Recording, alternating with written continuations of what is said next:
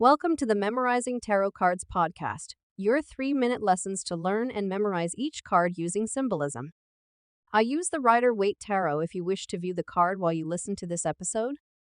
Today, we are diving into the meaning behind the Three of Swords. We will start with a simple breakdown of the suit and number. The second part will dig into more symbolism to help you look at this card, remember it, and tell a story. First, let's start with the suit and number. The suit of swords, represented by the sword symbol, is intrinsically linked to the element of air. This suit deepens into mental activity, including communication, thoughts, and decisions. It's about the intangible processes of the mind and our interactions with others through words and ideas. The number 3 is the third step in the journey, and it is associated with growth, expansion, and the dynamic movement between stability and change. Putting it together, the Three of Swords shines the light on growth and understanding. This is achieved by overcoming an emotional situation using logic instead of emotion.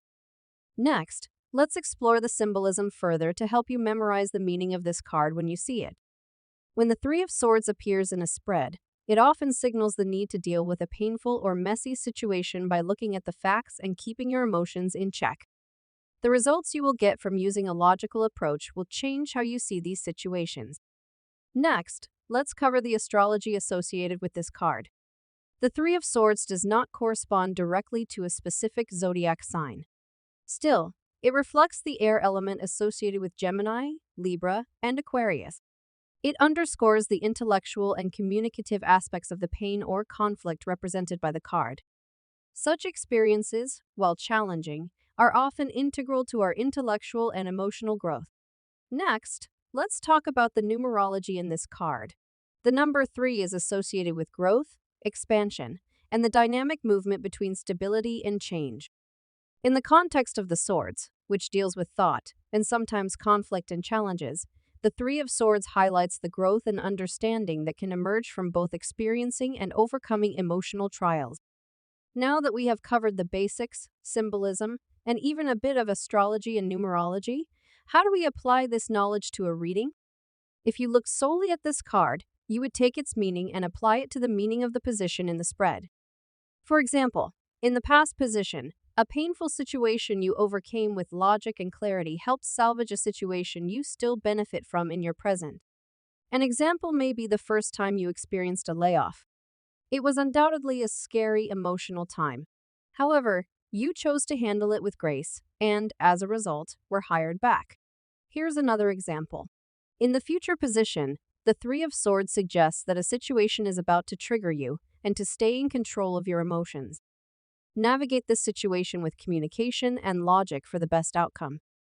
Now that we have some examples of how to read the Three of Swords, how do we memorize it?